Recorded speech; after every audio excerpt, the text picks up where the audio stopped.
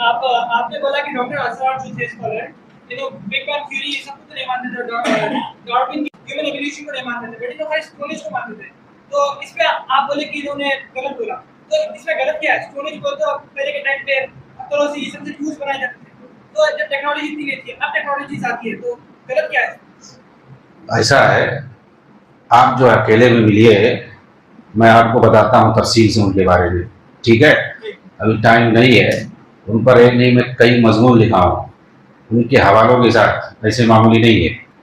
ہاں آپ کو میں تفصیل بتاؤں گا اسرار کے بارے میں کہ وہ کیا کر کے گئے اور کیا ان کی جانکاری تھی دین کے معاملے میں، زندگی بھر وہ کون سا علم حاصل کرتے رہے، اور جب اس میں فیل ہو گئے، ناکام ہو گئے، تو دعوت کا میدان کیسے پکڑ لیا.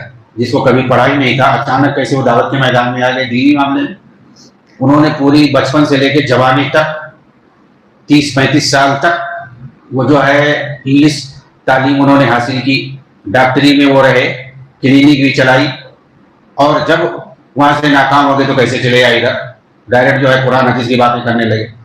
کیسے جماعت اسلامی میں گئے، پھر اس کو کیسے چھوڑا، اپنی الگ تنظیم بنائی، پھر اس تنظیم میں کیسے تنظیم در تنظیم پیدا ہوئی، جب ان کے لڑکے نے اس کو نہیں چھوڑا. پوری کہانی ہے، سمجھ رہے ہیں ان کی. میں آپ کو تفصیل بتاؤں گا کبھی ملیے تو.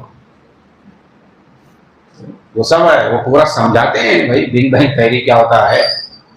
میں بتایا نہ تھا، وہ فلسفیانہ انداز میں سمجھاتے ہیں، وہ ہے، وہ سب مانتے ہیں.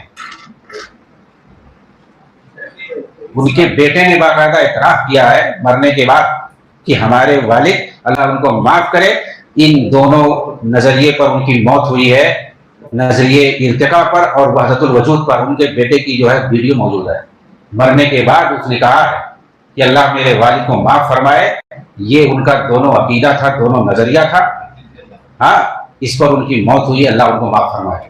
ان کی بات مانو گے کہ کسی دوسرے کی بات مانو گے؟ وہ ویڈیو میں دکھاؤں گا.